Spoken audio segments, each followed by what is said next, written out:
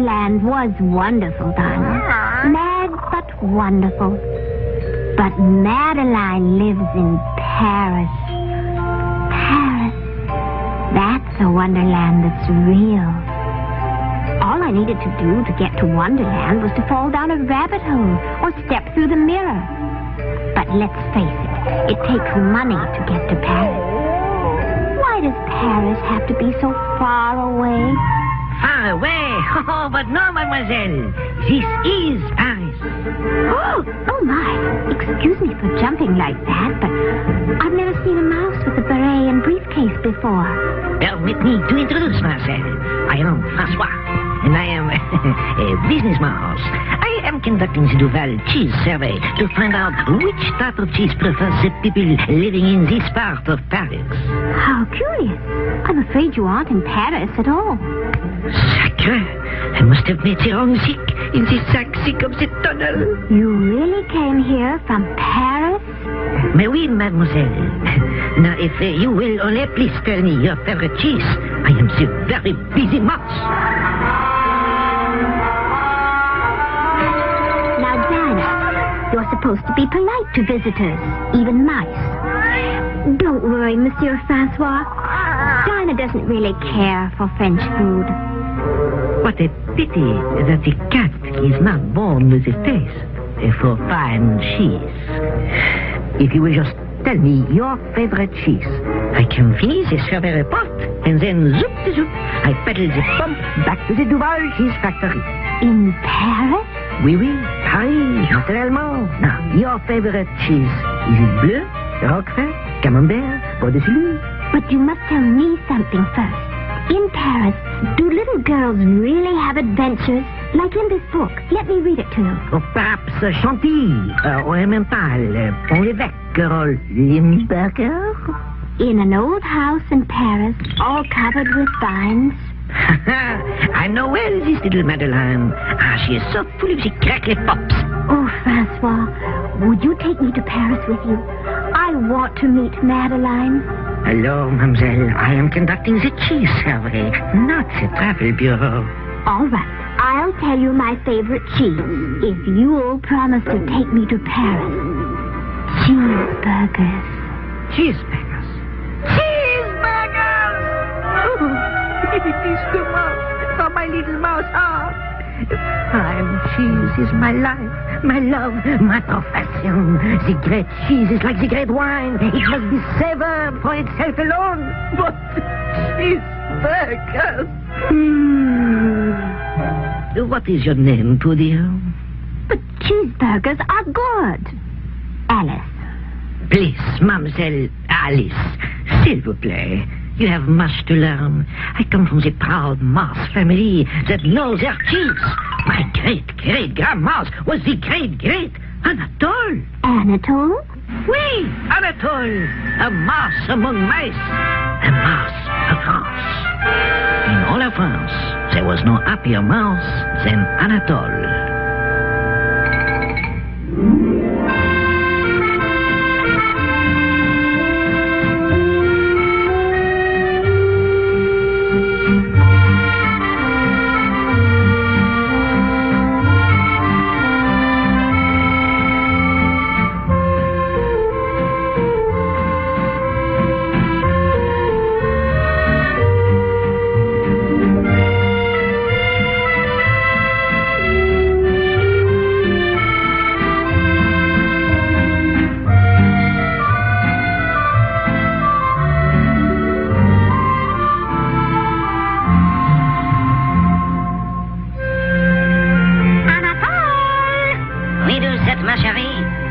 It's getting dark, Eve.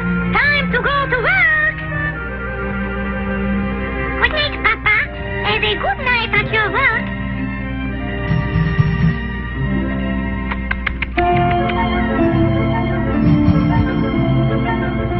Mama, where does Papa work every night? At the great Duval cheese factory, son.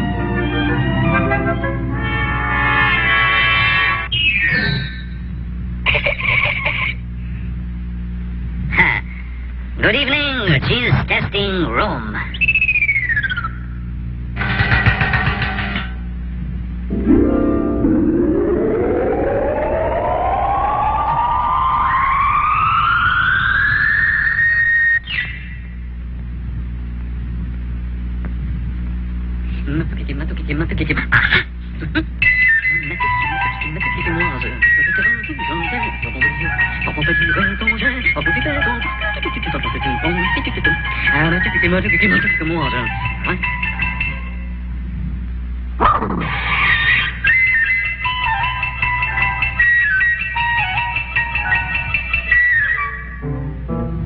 Those mice! Those terrible mice! Look at our beautiful cheeses! Ruined! We can't sell our cheese after a mouse has touched it. All mice are villains. We must rid our factory of them once and for all. Mice are a disgrace to France.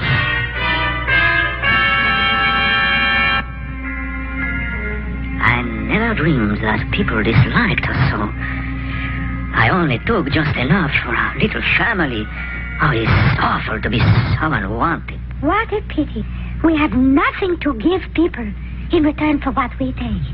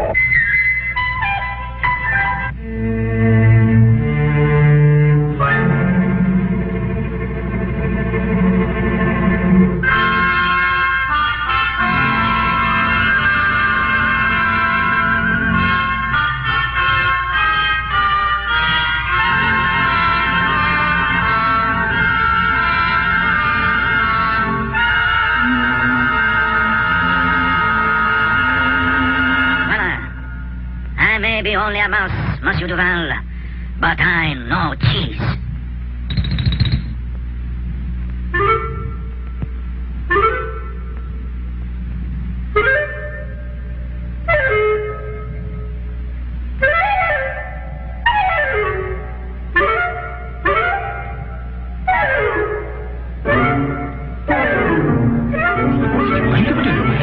What is going on here? For those little salads here? What are they saying? What is going on here? Why are you cheese testers not busy testing cheese? Look, someone has already tested it. Anatole? Touché. This Anatole is right. This Roquefort does need more Orange-Peel. More Orange-Peel in the Roquefort. More Orange-Peel in the Roquefort. More Orange-Peel in the Roquefort. But who is Anatole? Less pepper in the pot de salade. Anatole says the camembert should be smoother. Anatole says more pepper in the Limburger.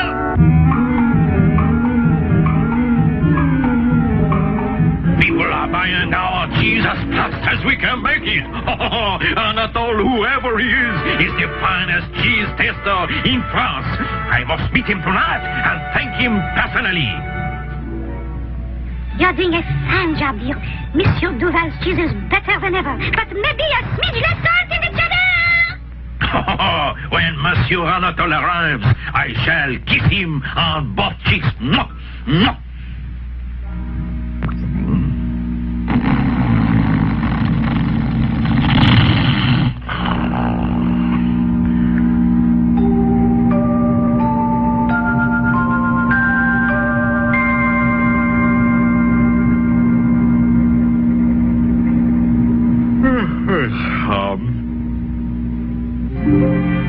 Maybe I leave him instead. A nice letter.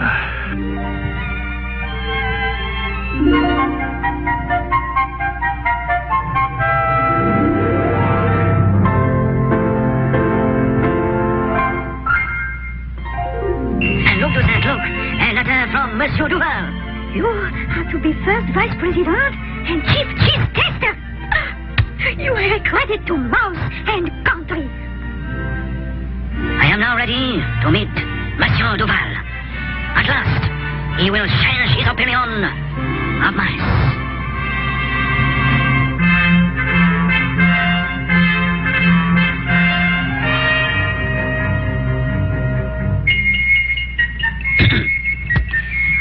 Pardon, monsieur. Allow me to introduce myself. A mouse. I am Anatole. Anatole? A mouse? A mouse! Mademoiselle Eclair, come quickly. Observe. He is Anatole. He's a mouse, monsieur. He is Anatole! Quickly, you know what to do. Oui, Monsieur Duval. Oh, thank heaven. Oh, she is just in time. No, monsieur. It is a mistake. Go away, s'il vous plaît. Go away. Wait.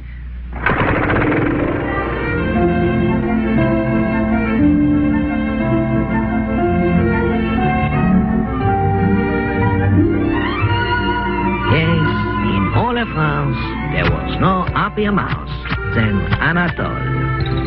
You can be proud of your great-great-grandmouse, Monsieur François. I try, Mademoiselle Alice, to carry on the family tradition. At this very moment, I am blown with a grand inspiration. You, my dear, are lovely, charmant, graceful, and you know absolutely nothing about the cheese. In other words, you are perfect. If I know nothing in school, I'm never perfect. It's quite the other way around. I will take you to Paris. You shall taste all of our cheese, and you will tell me which one you like the best. You will be the perfect guinea pig. I beg your pardon. Did you say you would take me to Paris? Of course, on my bicycle. But can you manage? It's so tiny. It's really only a mouseicle. Have no fear, François is here with the latest Duval miracle cheese. The secret ingredient is the same magic mushroom you ate in the Wonderland. You mean? Oui. One little nibble, and you will be weeny-teeny like me. Oh, it's just like my daddy says. It's the best if you can travel on business. Give me the magic cheese, François.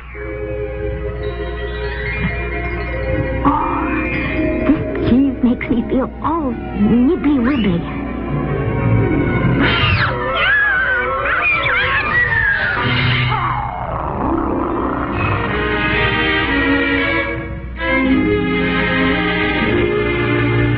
Ooh la la, ooh la la, ooh. I'm here and so dear are you. Just la la oui, la la do. Out for a gay rendezvous. Watch la la dust. Got to make Paris a bus. And since we're feeling this way, there's only one thing to say.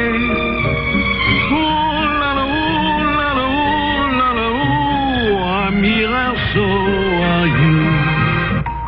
And now, Mademoiselle Alice, you are in Paris. We are at this very moment passing directly under the Champs-Élysées. Right over the head is the famous Eiffel Tower. And here, exactly above us, is the Cathedral de Notre Dame. Isn't it thrilling? But I can't see anything. I didn't come to Paris just to ride through the sewers. I want to see Madeline. I have the fear that we have come on the exact wrong moment. I forgot about the bad hat. Madeline has a bad hat? No. The Spanish ambassador has the bad hat. Did Madeline ruin the ambassador's hat? No. The ambassador's little boy was always a bad hat. How curious. How can a boy be a hat? A bad hat, Alice. That is what he is. Do you know that he poked the little holes in the cheddar cheese I brought here? And then he told the little girl that it was Swiss? That little girl said she's gold. And that is not the all. This little boy was a bad hat from the very first day he came to Paris. I will tell you the story. It started right here. In an old house in Paris, covered with vines, lived 12 little girls in 2 straight lines.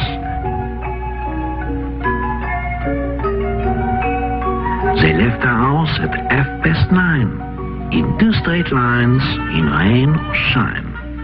The smallest one was Madeline. One day, the Spanish ambassador moved into the house next door. "Look, my darlings, what bliss, what joy! His Excellency has a boy." Madeline said, "It is evident that this little boy is a bad hat." In the spring, when birds sing, something suddenly went zing, causing pain or shocked surprise during morning exercise.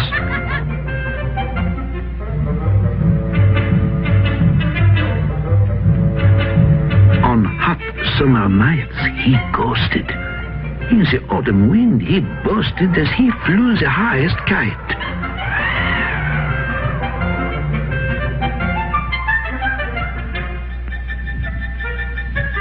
Year in, year out, he was polite. He was sure and quick and nice, and Miss Clavel said, "Isn't he nice?" One day, he climbed upon the wall and cried, "Come, I invite you all. Come over sometime, and I'll let you see my toys and my menagerie, my frogs and birds and bugs and bats, squirrels, hedgehogs, and 2 cats. The hunting in this neighborhood is exceptionally good." But Madeline said, "Please don't molest us. Your menagerie does not interest us."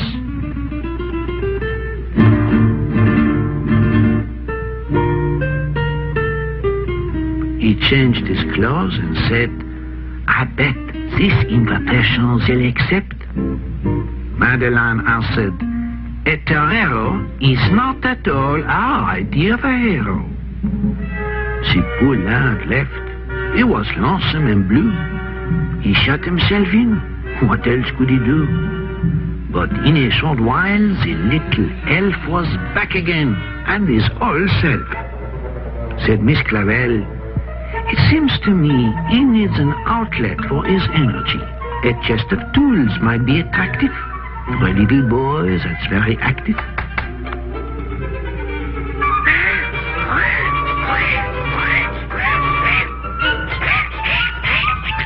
I knew it. Listen to him play. Hammering, sawing, and working away. Oh, but that boy was really mean. He built himself a guillotine.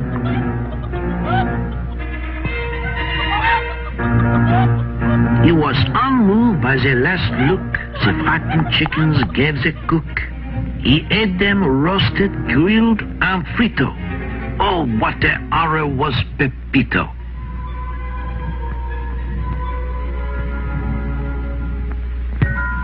One day, when out to take the air, Madeline said, "Oh, look who's there." Pepito carried a bulging sack. He was followed by an increasing pack of all the dogs in the neighborhood. That boy is simply misunderstood. Look at him bringing those doggies food. He said, "Let's have a game of tag and let a cat out of the bag." There were no trees, so instead, the cat jumped on Pepito's head. The marchers listened to the poor boy crying, "Oh, secours!" which you must cry if by any chance you're ever in need of help in France. Miss Clavel ran fast and faster to the scene of the disaster. She came in time to save the bad hat, and Madeline took care of the cat. There was sorrowing and pain in the embassy of Spain.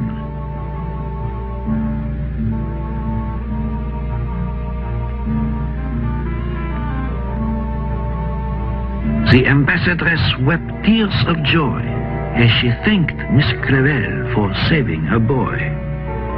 Nothing, said the ambassador, would cheer up poor Pepito more than a visit from next door. Only one visitor at a time. Will you go in first, Miss Madeline? So Madeline went in on tiptoe and whispered, "Can Can you hear me, Pepito? It serves you right, you horrid brat, for what you did to that poor cat. I'll never hurt another cat, Pepito said. I swear to that. I've learned my lesson. Please believe I'm turning over a new leaf. That's fine, she said. I hope you do. We all will keep our eyes on you. And lo and behold, the former barbarian turned into a vegetarian. And the starling and turtle, the bunny and bat went back to their native habitat.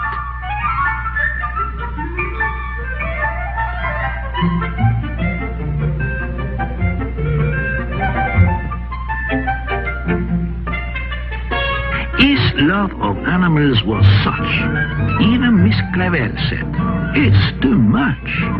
The little girls all cried, "Boo-hoo!" But Madeline said, "I know what to do." She said, "You are our pride and joy. You are the world's most wonderful boy."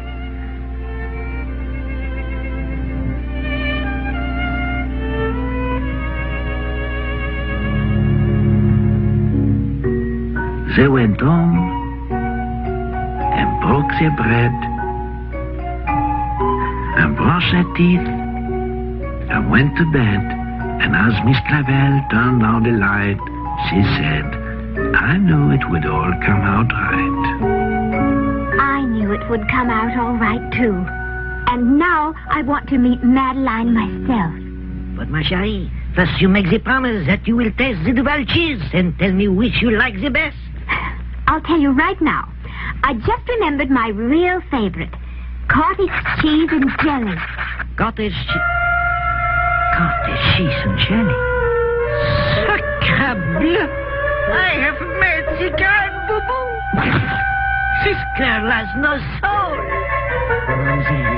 For the cheese connoisseur, cottage cheese and jelly is even worse than the cheeseburger. Mon Dieu, I shall never smile again. I don't care if you smile or not. You promised to show me Paris. And if you don't, I won't eat any of your silly cheese at all. And if you don't stop frowning, your face will freeze that way. Just like the frowning prince.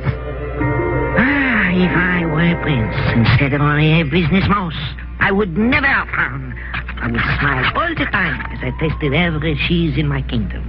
Well, I can tell you about a prince who always frowned, and nothing could make him stop. Not even a fragrant slice of camembert? Not even that. He lived in a faraway land, even farther than Wonderland. One day, his father, the king, sat upon his throne, reading him a story. Once upon a time, in a faraway land, there lived a beautiful princess with an irresistible smile. All who gazed upon it were forced to smile themselves. Nobody can make me smile. Look! Your face might stay like that, you know.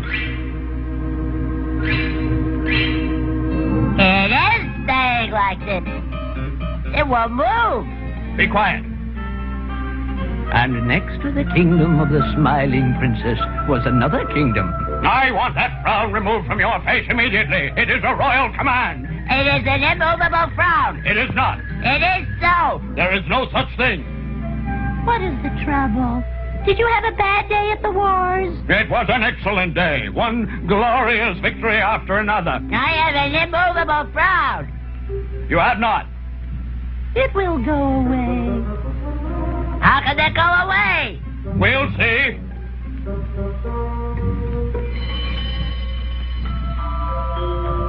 Send for the jesters.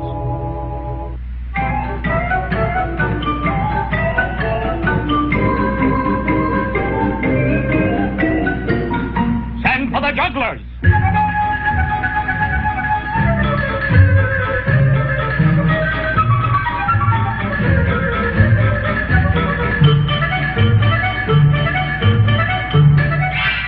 Send for the tumblers.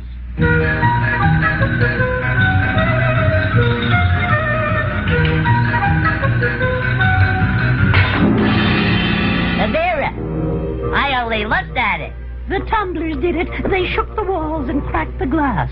Enough!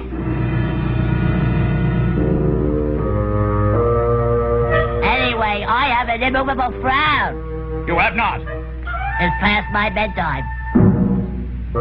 There is no such thing as an immovable frown. There is no such thing as an immovable frown. There is no such thing as an immovable frown. There is no such thing as an immovable frown.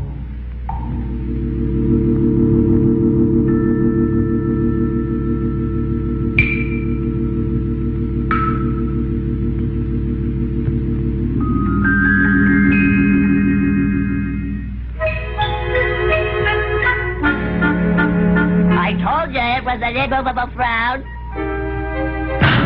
You'd better get your opera on. You'll be late for the wars. I'm not going to the wars this morning. The Grand Wizard will know what to do about that. He can't do anything about it. Nobody can. One thing is certain. There is no such thing as an immovable frown. Your Majesty is right. Of course there is no such thing as an immovable frown. How do you know? I know for many reasons. For one, your father has just said so, and he is the king. Tell us what are the other reasons. Tell me, Your Majesty, just how did all this arise? Yesterday, I was reading the prince a story about a beautiful young princess who happened to have an irresistible smile. And I noticed I happen to have an immovable frown. And I have! You haven't!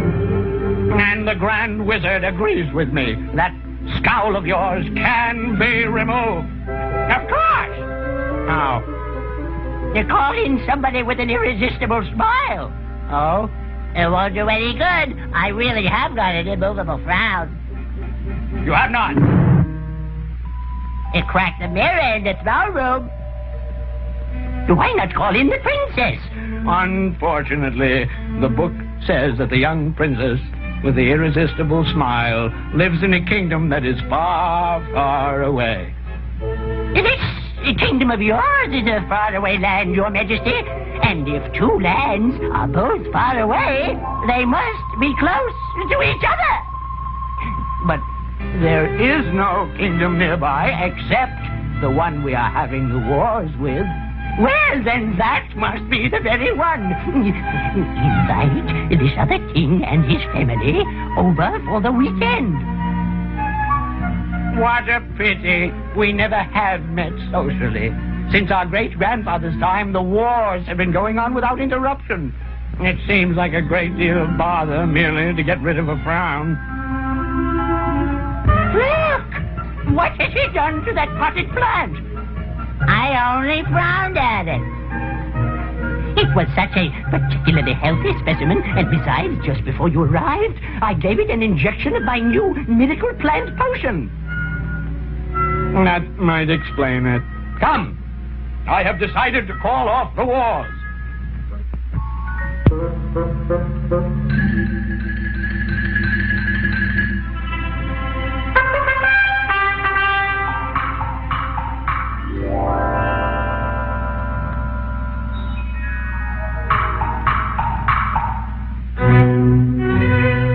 The peace treaty is signed, sire. The wars are ended.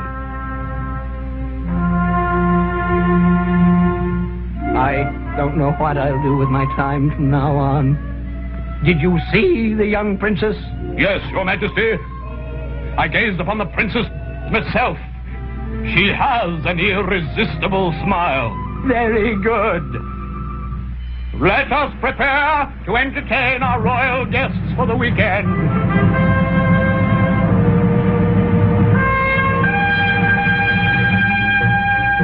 No doubt about it, the princess has an irresistible smile. I'm still frowning. Hush!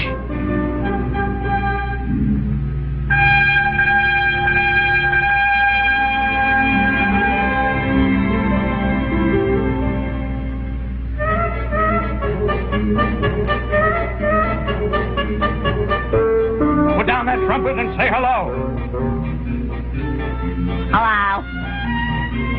Smile, girl, smile.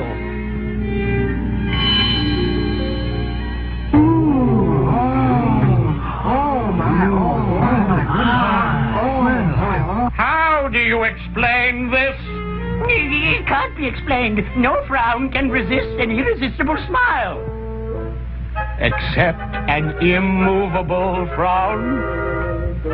You're right, Your Majesty. And the prince has one. That's what I kept telling you, see? He said so too.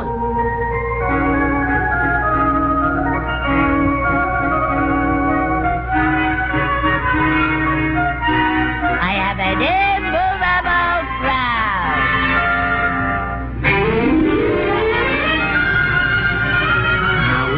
And if you would give me my way and taste my cheeses, my frown will go away too.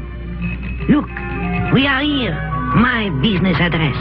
The Dural Cheese Factory. The most beautiful place in all of France.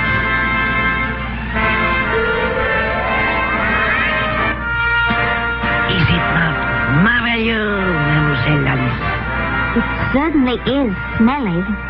Oh yes, the parfum de fromage.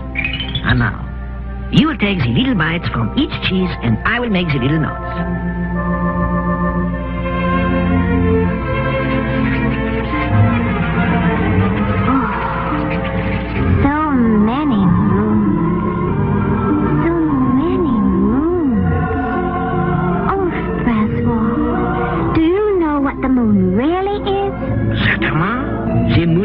The green Duval cheese? It's not true. I once had a dream where I was a lovely princess named Lenore. Oh, mon Dieu, the poor girl has eaten too much of the wine cheese. And in the dream, I was dizzy in the stomach, just like this. The royal physician came to see me.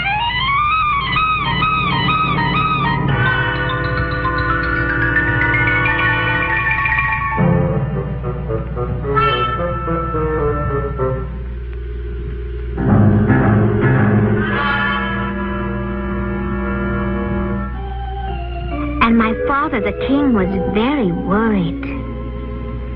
I want you to get well again. Is there anything your heart desires?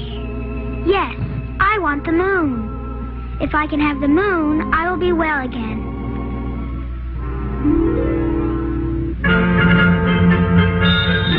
Lord High Chamberlain, I want you to get the moon. If the Princess Lenore can have the moon, she will be well again. The moon? Yes, the moon. Get it tonight, tomorrow at the latest. It just happens I have a list of things I have got for you in my time, Your Majesty. Let me see now. I've got ivory and apes, peacocks, rubies, opals and emeralds, black orchids, pink elephants, blue poodles, gold bugs, scarabs and flies of amber, hummingbirds, tongues, angels, feathers, unicorns, horns, giants, midgets, mermaids, troubadours, minstrels, and dancing women, a pound of butter, 2 dozen eggs, and a sack of sugar. Sorry, my wife wrote that in there. I don't remember any blue poodles. It says blue poodles right here on the list, and they are checked off with little check marks, so there must have been blue poodles. Never mind the blue poodles. What I want now is the moon. But the moon is out of the question, Your Majesty. It is 35,000 miles away and is bigger than the room the princess lies in. Furthermore, it is made of molten copper. I cannot get the moon for you. Blue poodles, yes. The moon, no.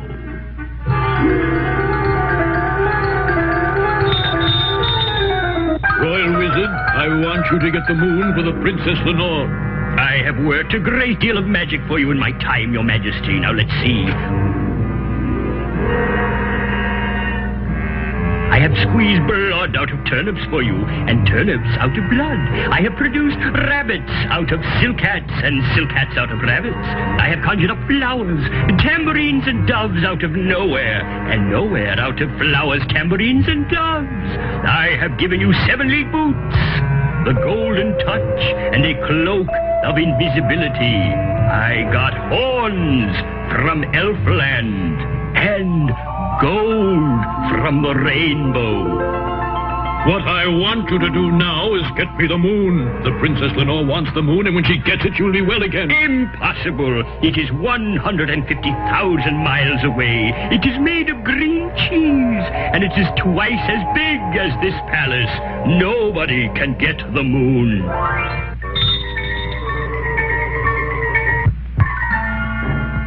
Royal mathematician, I don't want to hear all the things you have figured out for me since 1907. I want you to figure out how to get the moon for the Princess Lenore. When she gets the moon, she will be well again. I'm glad you mentioned all the things I have figured out for you since 1907. It so happens that I have a list of them with me. Now let me see. I have figured out for you the distance between the horns of a dilemma, night and day and A to Z. I have computed how far is up, how long it takes to get away, and what becomes of gone. I know where you are when you're at 6s and 7s, the price of the priceless, and how many birds you can catch with the salt in the ocean.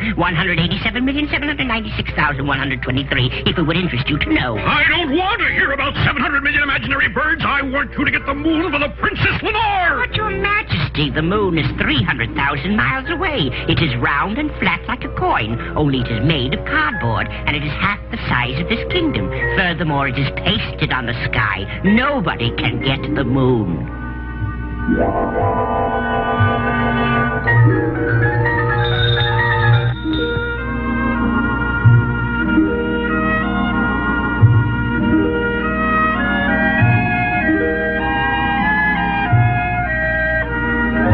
What can I do for you, Your Majesty? Nobody can do anything for me. The Princess Lenore needs the moon, but nobody can get it for her. And every time I ask anybody for the moon, it gets larger and further away. They are all wise men, and so they must all be right. If they are all right, then the moon must be just as large and as far away as each person thinks it is. The thing to do is find out how big the Princess Lenore thinks it is. I never thought of that. I will go and ask her, Your Majesty. Have you brought the moon to me? Not yet, but I will get it for you right away. How big do you think it is? It is just a little smaller than my thumbnail, for when I hold my thumbnail up at the moon, it just covers it. And how far away is it? It is not as high as the big tree outside my window, for sometimes it gets caught in the top branches.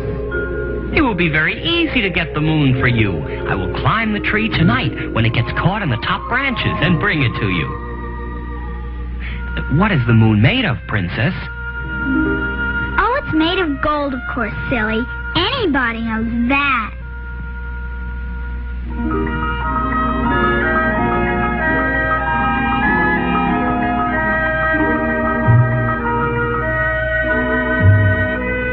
What is this thing what you have asked me to make? You have made the moon. Oh, the moon is 500,000 miles away, and it's made of bronze and round like a marble. That's what you think.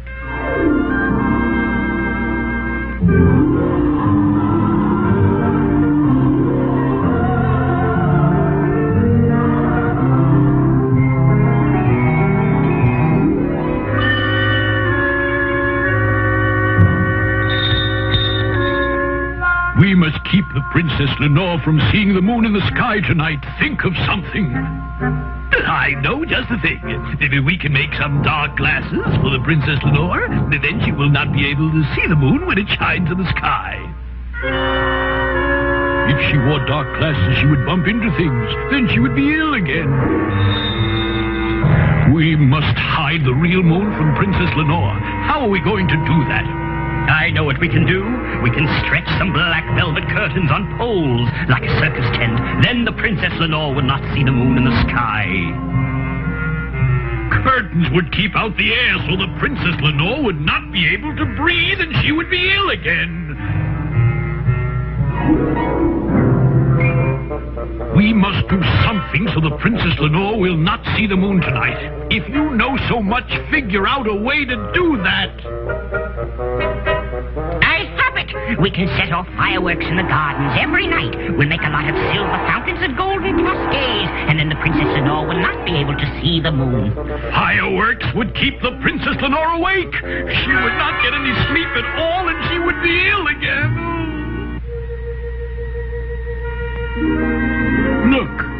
is already shining into the Princess Lenore's bedroom. Who can explain how the moon can be shining in the sky when it is hanging on a golden chain around her neck? Who explained how to get the moon when your wise men said it was too large and too far away? It was the Princess Lenore. She seems to know more about it than they do, so I will ask her. Tell me, Princess Lenore, how can the moon be shining in the sky when it is hanging on a golden chain around your neck? That's easy, silly. When I lose a tooth, a new one grows in its place, doesn't it? And when the royal gardener cuts the flowers, other flowers come to take their place. Of course. I should have thought of that. It's the same way with the daylight. And it is the same way with the moon. I guess it's the same way with everything.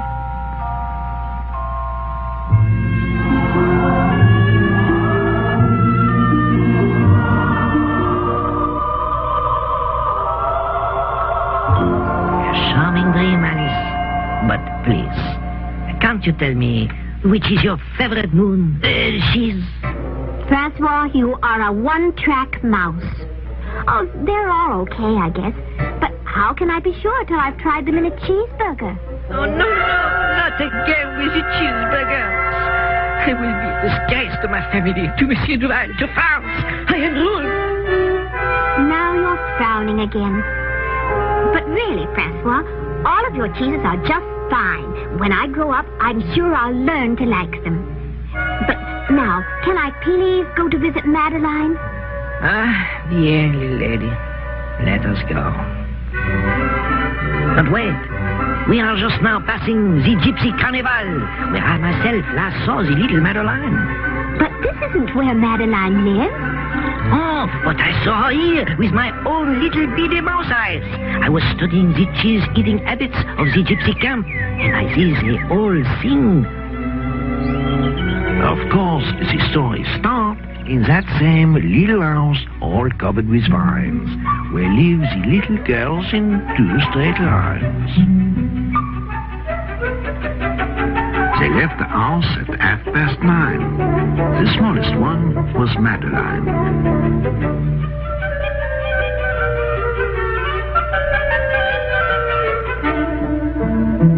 In another old house that stood next door lived the son of the Spanish ambassador. Pepito's parents were away. He had no one with whom to play. Please come. I invite you all to a wonderful gypsy carnival.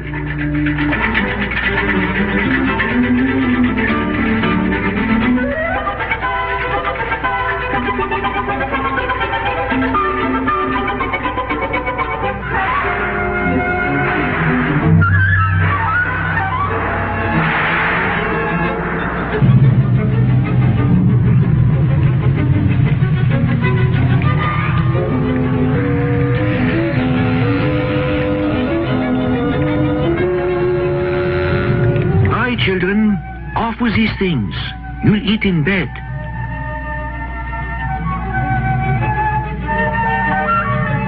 Good heavens, where is Madeline?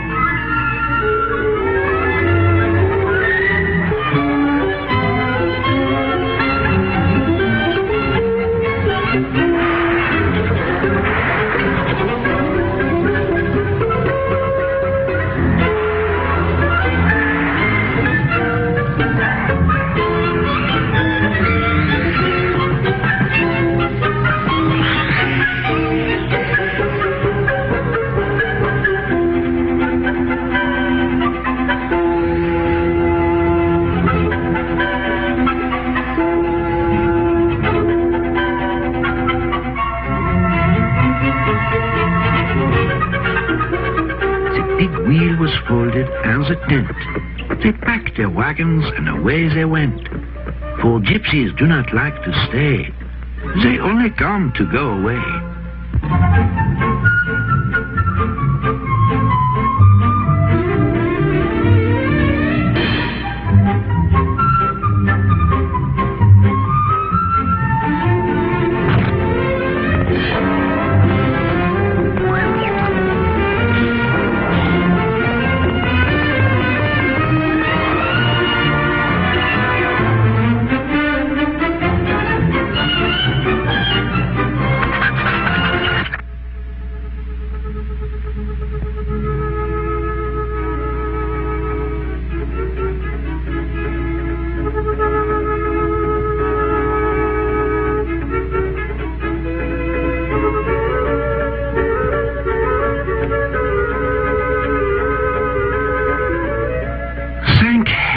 she said, the children are well. But dear, oh dear, they've forgotten how to spell. She studied the postmark, then fast and faster, they rushed to the scene of the disaster.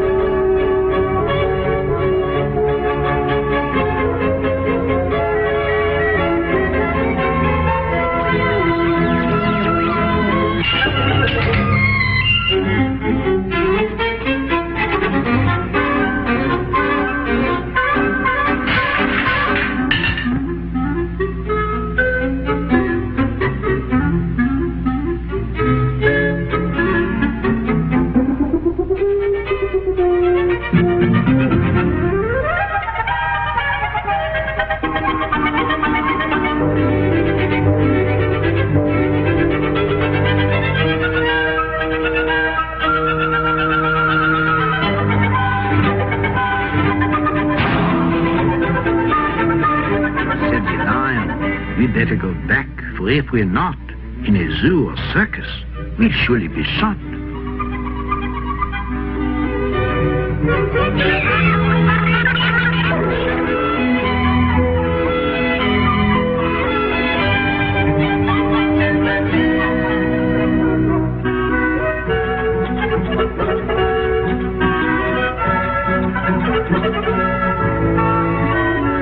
Pepito said, no work and all play. It's no fun if you have to do it all day.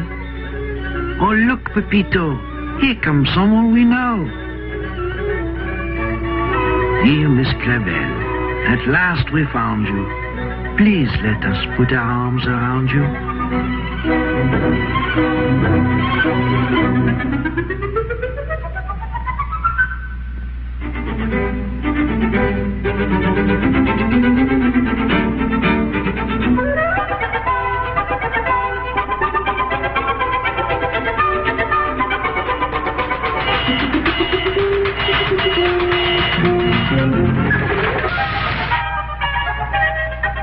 Best part of a voyage, by plane, by ship or train, is where the trip is over and you are happily home again.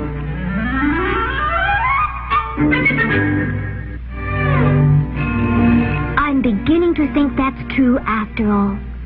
But I don't want to go home again until I see Madeline. It's my dream to be like her. Ah, we all have the dreams, little Alice. I dream that I will make the cheese so perfect, so delicate, so delicious, that it will be known all over the world as fromage François. You dream you could live in Paris and have adventures like little Madeline. What do you think is Madeline's dream? Why, she's dreaming about me. We are silly. We are dreaming about each other. Alice, look! You are growing again! But that secret cheese is not yet perfect. The effect is wearing off. Quickly, or you will not be able to get through the mouse hole.